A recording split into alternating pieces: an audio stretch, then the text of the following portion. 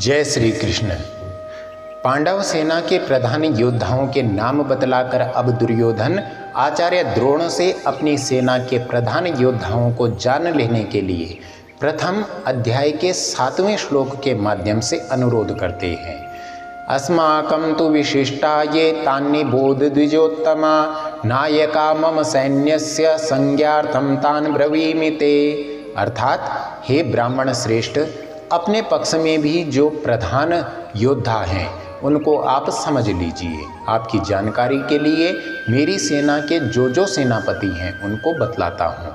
यहाँ सर्वप्रथम प्रश्न होता है कि अस्माकं तु विशिष्टा ये श्लोक के इस भाग में तु पद का क्या अभिप्राय है और अस्माकं के साथ इसका प्रयोग करके क्या भाव दिखलाया है।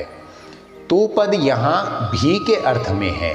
इसका अस्माकं के साथ प्रयोग करके दुर्योधन यह कहना चाहते हैं कि केवल पांडव सेना में ही नहीं अपितु अपने पक्ष में भी बहुत से महान शूरवीर हैं। साथ ही दुर्योधन ने विशिष्टा पद का प्रयोग उनके लक्ष्य से किया है जो उनकी सेना में सबसे बढ़कर वीर, धीर, बलवान, बुद्धिमान, साहसी, पराक्रमी, तेजस्वी और शस्त्र विद्या विशारद पुरुष थे। और निबोध क्रियापद से यह सूचित किया है कि अपनी सेना में भी ऐसे सर्वोत्तम शूरवीरों की कमी नहीं है। मैं उनमें से कुछ चुने हुए वीरों के नाम आपकी विशेष जानकारी के लिए बतलाता हूँ। आप मुझसे सुनिए। अब 2 श्लोकों में दुर्योधन अपने पक्ष के प्रधान वीरों के नाम बतलाते हुए अन्यान्य वीरों के सहित उनकी प्रशंसा करते हैं। भवान भीष्मश्च कर्णश्च कृपश्च समितिञ्जयः अश्वत्थामा विकर्णश्च सौमदत्तिस्तथैव च। आप अर्थात द्रोणाचार्य और पितामह भीष्म तथा कर्ण और संग्राम विजयी कृपाचार्य तथा वैसे ही अश्वत्थामा, विकर्ण और सोमदत्त का पुत्र भूरिश्रवा आदि वीर हैं। यह प्रथम अध्याय के 8वें श्लोक का शब्दार्थ है। अब यह समझें कि द्रोणाचार्य कौन थे और दुर्योधन ने समस्त वीरों में सबसे पहले उन्हें आप कहकर उनका नाम किस हेतु से लिया। द्रोणाचार्य महर्षि भरद्वाज के पुत्र थे। इन्होंने महर्षि अग्निवेश्य से और श्री परशुराम जी से रहस्य समेत समस्त अस्त्र शस्त्र प्राप्त किए थे। ये वेदांग के ज्ञाता, महान तपस्वी, धनुर्वेद तथा शस्त्रास्त्र विद्या के अत्यंत मर्मज्ञ और अनुभवी एवं युद्ध कला में नितांत निपुण और परम साहसी अतिरथी वीर थे। ब्रह्मास्त्र, आग्नेयास्त्र आदि विचित्र अस्त्रों का प्रयोग करना इन्हें भली भांति ज्ञात था। युद्ध क्षेत्र में जिस समय ये अपनी पूरी शक्ति से भिड़ जाते थे उस समय उन्हें कोई भी जीत नहीं सकता था। इनका विवाह महर्षि शरद्वान की कन्या कृपि से हुआ था। इन्हीं से अश्वत्थामा उत्पन्न हुए थे। राजा द्रुपद के ये बाल सखा थे। एक समय इन्होंने द्रुपद के पास जाकर उन्हें प्रिय मित्र कहा। तब ऐश्वर्य मद से चूर द्रुपद ने इनका अपमान करते हुए कहा था कि मेरे जैसे ऐश्वर्य संपन्न राजा के साथ तुम सरीखे निर्धन दरिद्र मनुष्य की मित्रता किस तरह हो सकती है। द्रुपद के इस तिरस्कार से इन्हें बड़ी मर्म वेदना हुई और ये हस्तिनापुर में आकर अपने साले कृपाचार्य के पास रहने लगे। वहाँ पितामह भीष्म से इनका परिचय हुआ और इन्हें कौरव पांडवों की शिक्षा के लिए नियुक्त किया गया। शिक्षा समाप्त होने पर गुरु दक्षिणा के रूप में इन्होंने राजा द्रुपद को पकड़ लाने के लिए शिष्यों से कहा। वीर अर्जुन ही गुरु की इस आज्ञा का पालन कर सके और द्रुपद को रण क्षेत्र में हराकर सचिव सहित पकड़ लाए।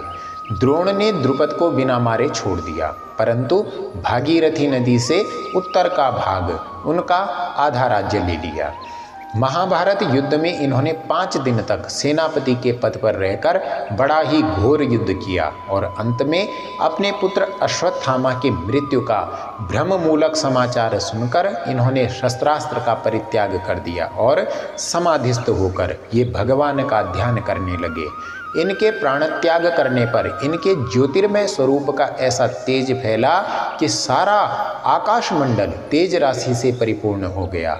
इसी अवस्था में धृष्टद्युम्न ने तलवार से इनका सिर काट डाला। यहाँ दुर्योधन ने आप कहकर सबसे पहले इन्हें इसीलिए गिनाया कि जिसमें ये प्रसन्न हो जाएं और उसके पक्ष में अधिक उत्साह से युद्ध करें। शिक्षा गुरु होने के नाते आदर के लिए भी सर्वप्रथम आप कहकर उन्हें गिनाना युक्ति संगत ही है। श्लोक में अगला नाम है भीष्म का। तो भीष्म कौन थे? भीष्म राजा शांतनु के पुत्र थे। भागीरथी गंगा जी से इनका जन्म हुआ था। ये द्यो नामक नवम वसु के अवतार थे। इनका पहला नाम देवव्रत था। इन्होंने सत्यवती के साथ अपने पिता का विवाह करवाने के लिए सत्यवती के पालनकर्ता पिता के आज्ञानुसार पूर्ण युवावस्था में ही स्वयं जीवन पर्यंत कभी विवाह न करने तथा राज्य पद त्याग की भीषण प्रतिज्ञा कर ली थी। इसी भीषण प्रतिज्ञा के कारण इनका नाम भीष्म पड़ गया। पिता के सुख के लिए इन्होंने प्रायः मनुष्य मात्र के लिए परम लोभनीय स्त्री सुख और राज्य सुख का सर्वथा त्याग कर दिया। इससे परम प्रसन्न होकर इनके पिता शांतनु ने इन्हें यह वरदान दिया कि तुम्हारी इच्छा के बिना मृत्यु भी तुम्हें नहीं मार सकेगी। ये बाल ब्रह्मचारी अत्यंत तेजस्वी, शस्त्र शास्त्र दोनों के पूर्ण पारदर्शी और अनुभवी महान ज्ञानी, महान वीर तथा दृढ़ निश्चयी महापुरुष थे।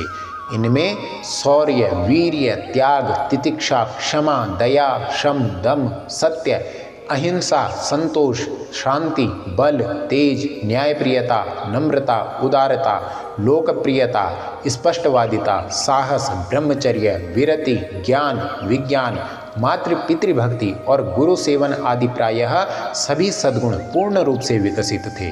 भगवान की भक्ति से तो इनका जीवन ओतप्रोत था। ये भगवान श्री कृष्ण के स्वरूप और तत्व को भली भांति जानने वाले और उनके एकनिष्ठ पूर्ण श्रद्धा संपन्न और परम प्रेमी भक्त थे। महाभारत युद्ध में इनकी समानता करने वाला दूसरा कोई भी वीर नहीं था। इन्होंने दुर्योधन के सामने प्रतिज्ञा की थी कि मैं 5 पांडवों को तो कभी नहीं मारूंगा, परंतु प्रतिदिन 10,000 योद्धाओं को मारता रहूंगा। इन्होंने कौरव पक्ष में प्रधान सेनापति के पद पर रहकर 10 दिनों तक घोर युद्ध किया। तदनंतर शरशैया पर पड़े पड़े सबको महान ज्ञान का उपदेश देकर उत्तरायण आ जाने के बाद स्वेच्छा से देह त्याग किया। इस क्रम में अगला नाम है कर्ण का। तो प्रश्न होता है कि कर्ण कौन थे? कर्ण कुंती के पुत्र थे। सूर्यदेव के प्रभाव से कुंती की कुमारी अवस्था में ही इनका जन्म हो गया था। कुंती ने इन्हें पेटी में रखकर नदी में प्रवाहित कर दिया, परंतु भाग्यवश इनकी मृत्यु नहीं हुई और बहते बहते वह पेटी हस्तिनापुर आ गई। अधिरथ नामक सूत इन्हें अपने घर ले गया और उसकी पत्नी राधा ने इनका पालन पोषण किया और ये उन्हीं के पुत्र माने जाने लगे। कवच और कुंडल रूपी धन के साथ ही इनका जन्म हुआ था। इससे अधिरथ ने इनका नाम वसुषेण रखा था। इन्होंने द्रोणाचार्य और परशुराम जी से शस्त्रास्त्र विद्या सीखी थी। ये शास्त्र और शस्त्र दोनों के ही बड़े ज्ञाता और अनुभवी थे। शस्त्र विद्या और युद्ध कला में ये अर्जुन के ही समान वीर थे। दुर्योधन ने इन्हें अंग देश का राजा बना दिया था। दुर्योधन के साथ इनकी प्रगाढ़ मैत्री थी और ये तन मन से सदा उनके ही हित चिंतन में लगे रहते थे। यहाँ तक कि माता कुंती और भगवान श्री कृष्ण के समझाने पर भी इन्होंने दुर्योधन का साथ छोड़कर पांडव पक्ष में आना कभी स्वीकार नहीं किया।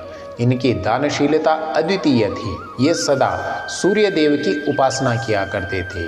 प्रातःकाल सूर्य पूजन के समय इनसे कोई कुछ भी मांगता ये सहर्ष दे देते थे।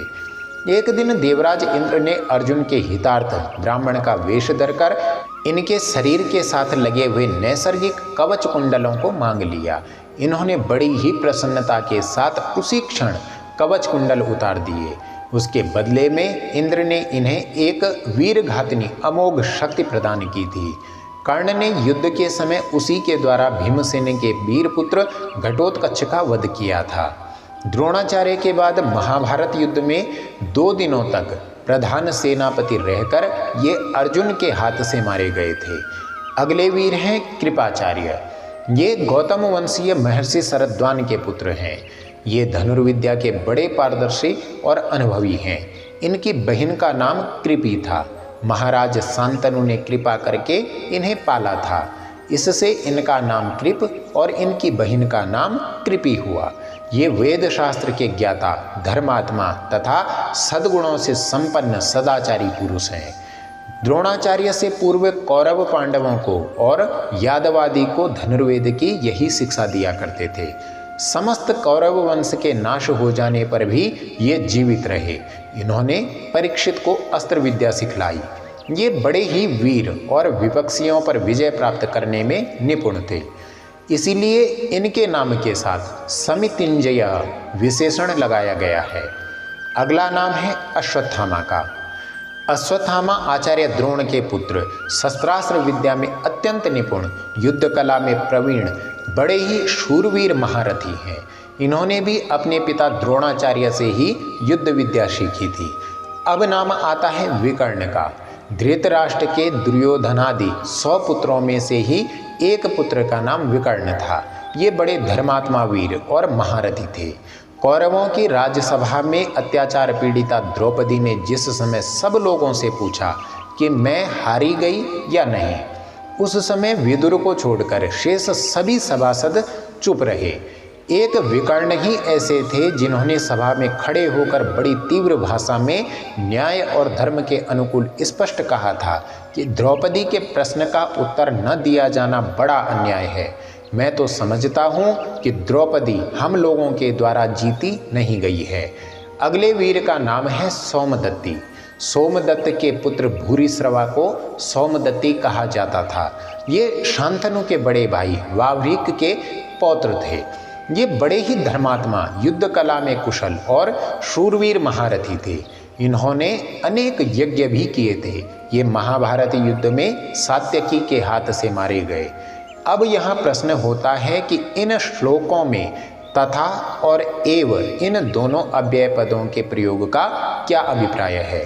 तो इसका उत्तर है कि इन दोनों अव्ययों का प्रयोग करके यह दिखलाया गया है कि अश्वत्थामा, विकर्ण और भूरिश्रवा भी कृपाचार्य के समान ही संग्राम विजयी वीर थे। जय श्री कृष्ण।